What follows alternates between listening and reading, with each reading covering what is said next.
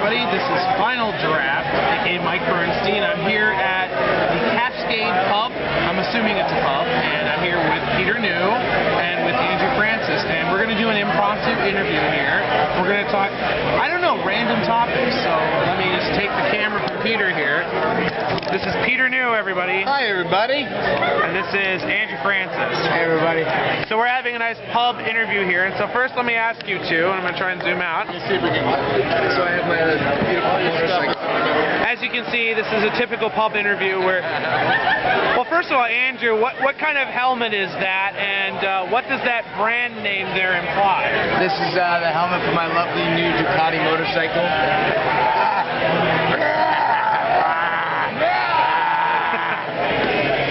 And get that out of the way. Have you been motorcycling for a long time, or is this something new to you? I've been motorcycling for 4 years. Oh, wow. Sold one of them, and have my old motorcycle and have the new one, which I drive around, even in the rain. Oh, yeah. Well, it's raining outside today, and I mean, you look out. I got a nice glance at your Ducati, and it is a very nice motorcycle. Yeah, it's a good bike. You got a glimpse at our Vancouver rain earlier tonight too, and you were. I saw on Twitter earlier that you were saying it was mostly light and then it went away. It did. It did. You got a glimpse of a reasonable rainfall. I did. Reasonable rainfall. I like. Fortunately, it's my band's name. Yeah. Fortunately, it went away, which is my band's name. But sometimes the comment section. Sometimes that can last for days. And how did you feel about that? You know, I found that in Vancouver the rain was quite indecisive. I'm used to decisive rain. It's either raining or it isn't. Yeah, they say for the weather in Vancouver, wait 10 minutes and it'll all switch up. You know, I went to college in Hampton Roads, Virginia, and they said the same thing there as well. But you know, they say the same thing in a lot of places. It tastes like chicken. Yeah. Similar phrase. Similar phrase. A lot of weird places. Ah, yes, there we go. Well, so anyway, guys, since we are in Vancouver and you guys are hanging out, what would you say the influence of this city is on your acting experiences? Do you find that this environment has affected how you perform? I don't see how it can't have affected how we perform. I mean, I grew up here. I don't know where the The what? The what? Those people. Those people. I feel like whatever your experience is going to inform the way that you are as an artist. And so, but I don't know exactly how, because I'm not from anywhere else. Do you find that the community here is supportive of artists? Yes, I do. Because that's been an observation that I've made as an outsider, that the community in Vancouver really is supportive of the arts and of acting and of, you know, of just anything creative. I think that there's different sort of support. I think that like there's a lot of artistic support, like on Main Street and in sort of the east side of Vancouver. I think that in voice acting specifically is kind of an art that isn't known to many people here. Yeah, no, I feel like individual artists are very supportive of one another. Yeah. And I think there are communities in the world where the individual artists can be very competitive with one another. I think we're quite lucky that, you know, if he gets the job I auditioned for, I'm really happy for him. Because there'll be 3 or 4 more jobs down the road. That's what I'm still hoping. Well, so you both voice characters on a certain show that a lot of the audience will have heard of. It's called My Little Horsey's. Horsey's Friendship is Special. Special. Oh, special. Yeah. Friendship's all right. Hey, and why don't you talk a little bit about your characters? Andrew, you play 2 characters that people know. Yeah, from this latest season, Shining Armor, Twilight's older brother. He's a very noble dude. And then Mr. Braver from season 1. Which character was more fun for you to perform? Shining Armor is my favorite character. It's kind of the character that I have the most sort of connection with. The one that I have the most fun being an ambassador of. What was the connection that you made with the character? With Shining Armor. Was it just that you found the character? He's a genuine spirit. He's a guy who cares a lot, has a lot of generosity and a lot of sort of. He's the older brother, you know, and getting to bring that sort of quality to especially to what we do, you know, where like there's a lot of younger fans of the show and going to, you know, conventions and meeting the fans and stuff. It's nice to have sort of a character that sort of resembles caring attitude. Me. Yourself. I love me. And he resembles. He's handsome too. Oh my goodness. Look at that dashing guy. Well, so Peter, you play one character who's very, very well known. Yes. Who's also known for a limited lexicon, which I will not make you repeat. But He mostly says Smoopy Doo. yes. And then he has a little a tirade monologue he likes to repeat a lot. Well, you mentioned at one point in one interview that I heard that your favorite moment for Big Mac was when he got to chastise. Yes. And do you find that that's true of other characters that you've performed? That you like the dramatic over the comedic? I like to chastise in real life. It's true. So, Is that what you call it? no, I mean, different characters have different things. I'm also, a lot of your viewers may know, I also play Sunil Nevla, the blue mongoose on Littlest Pet Shop. And, yes. And he's a bit cowardly. The two things I really enjoy with him are screaming like a little girl and when he confronts cobras. So he gets to fight. And I enjoy both of those things. So it's sort of character dependent. Big Mac is so reserved most of the time that it's fun to get an opportunity to say something at all, you know.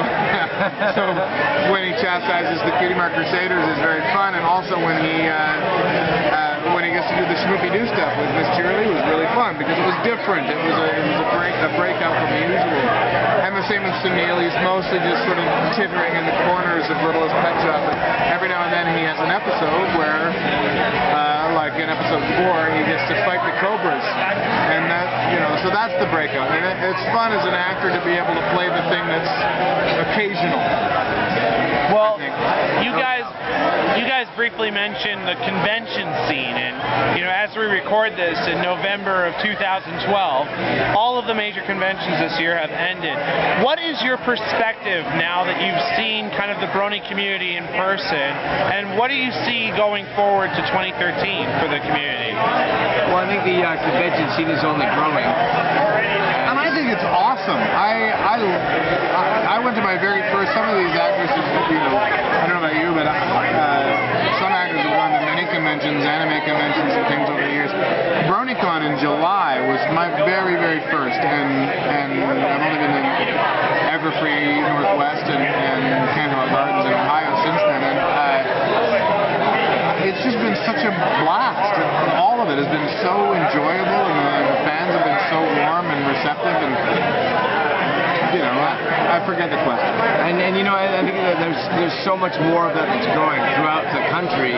You're seeing fans realize that they like the show, and you're seeing more and more conventions coming together. And so for 2013, I mean, at the end of this year, for instance, like you know, in Ohio, that was sort of like kind of a late thing, and like it was a first time. You know, there's a lot of first time conventions. So I expect that for next year, there's probably going to be a lot of different places that we're going to have the opportunity to visit, and I think the fans in those cities are now going to have an opportunity to enjoy the show that they like, right? Which is a great part about that conventions can happen in every city, and there's no shortage, and there's no limit on how many there can be. That's right. I'm excited about 2013. I have more than one hand's worth of conventions lined up, but only one that I can confirm at this time. And which one is that? It's Animate Miami in January of 2013. But there's many more than that, and I'm really looking forward to every single one of them. I hope it all works out. They're a blast. What was the most surprising element of attending these conventions to you guys? The fire. The fire.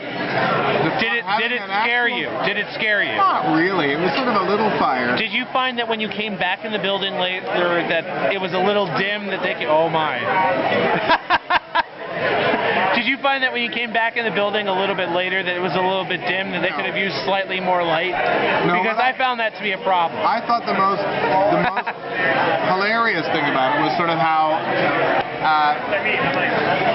you know, we're doing this panel, and then somebody comes up to the front of the thing and says to me, okay, Peter, we have to cut this panel short. We're having a small fire issue. And then indicates the light. I look up and I say in the microphone, people are lining up to ask questions of Lauren Faust and Megan McCarthy and Amy Keating-Rogers. And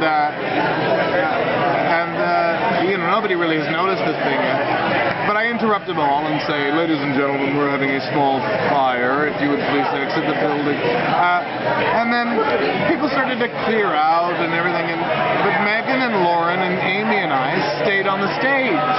And what I thought was very entertaining was this moment where we sort of sat there, we watched the fire happening, and then if you go back and find the video of it, you'll see this happening. Megan leans over to me and says,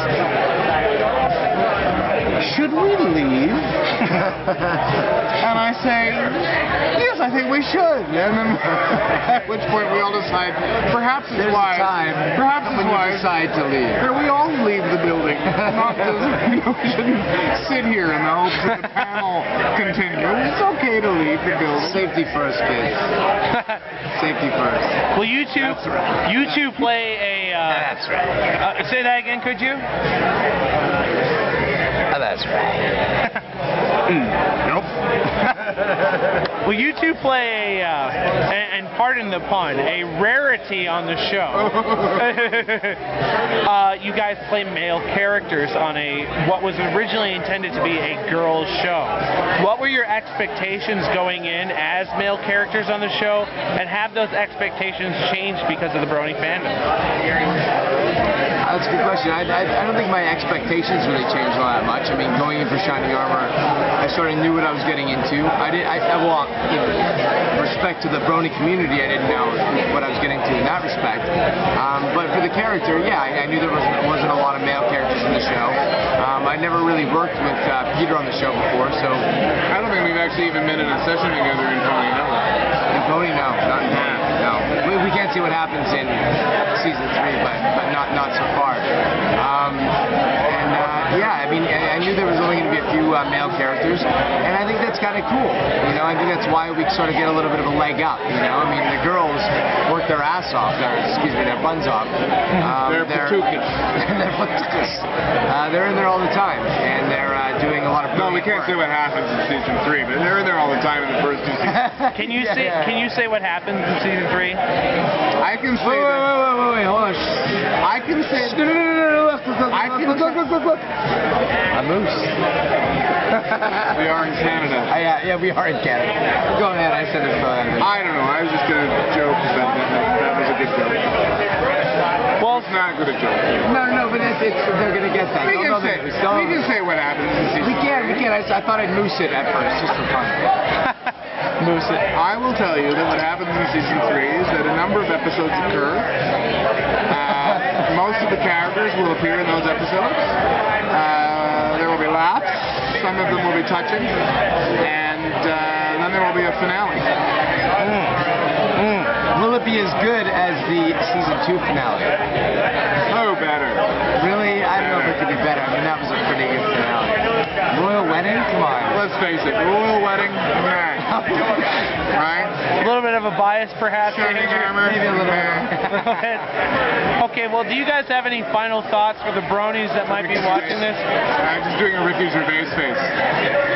There is a Ricky Gervais. That kind of makes him look like a gopher a little bit. It does a bit, doesn't it? Final thoughts for the Bronies? Keep on being awesome, you guys. Seriously, you are an inspiration to me, and I think you ought to be an inspiration to the whole wide world, because this community is, I don't know, it's terrific, and I learned from you, and that means a lot to me.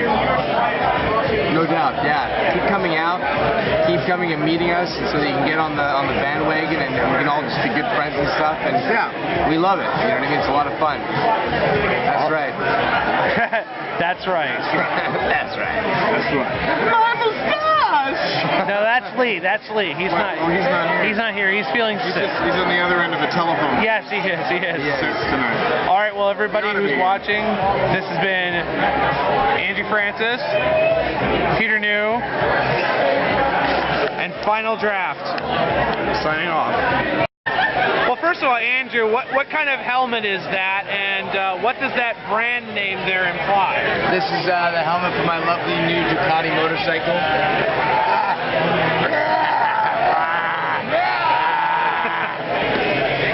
And Get that out of the way. Have you been motorcycling for a long time, or is this something new to I've been you? motorcycling for 4 years. Oh, wow. Sold one of them, and have my old motorcycle and have the new one, which I drive around, even in the rain. Oh, yeah. Well, it's raining outside today, and I mean, you look out. I say the influence of this city is on your acting experiences. Do you find that this environment has affected how you perform? I don't see how it can't have affected how we perform. I mean, I grew up here. I don't know where the yeah. The what? The what? Those people. Those people. I feel like whatever your experience is going to inform the way that you are as an artist. And so, but I don't know exactly how, because I'm not from any Mississippi. Sometimes that can last for days. And how did you feel about that? You know, I found that in Vancouver the rain was quite indecisive. I'm used to decisive rain. It's either raining or it isn't. Yeah, they say for the weather in Vancouver, wait 10 minutes, and it'll all switch up. You know, I went to college in Hampton Roads, Virginia, and they said the same thing there as well. But you know, They say the same thing in a lot of places. it tastes like chicken. Yeah. Similar phrase. Similar They say phrase. in a lot of weird places. Ah, yes, there we go. Well, so anyway, guys, since we are in Vancouver and you guys are hanging out, what would you... Hi, everybody. This is Final Draft, aka Mike Bernstein. I'm here at the Cascade Pub. I'm assuming it's a pub, and I'm here with Peter New and with Andrew Francis, and we're going to do an impromptu interview here. We're going to talk, I don't know, random topics. So let me just take the camera from Peter here. This is Peter New, everybody. Hi, everybody. And this is Andrew Francis. Hey, everybody. So we're having a nice pub interview here, and so first let me ask you two, and I'm going to try and zoom out. Let's see if we can. So I have my beautiful motorcycle. As you can see, this is a typical pub interview where I got a nice glance at your Ducati, and it is a very nice motorcycle. Yeah, it's a good bike. You got a glimpse at our Vancouver rain earlier tonight too, and you were. I saw on Twitter earlier that you were saying it was mostly light and then it went away. And It did. You got a glimpse of a reasonable rainfall. I did. Reasonable rainfall. I like. Fortunately, It's my band's name. yeah. Fortunately, it went away, which is my band's name. But That was sometimes. the comment.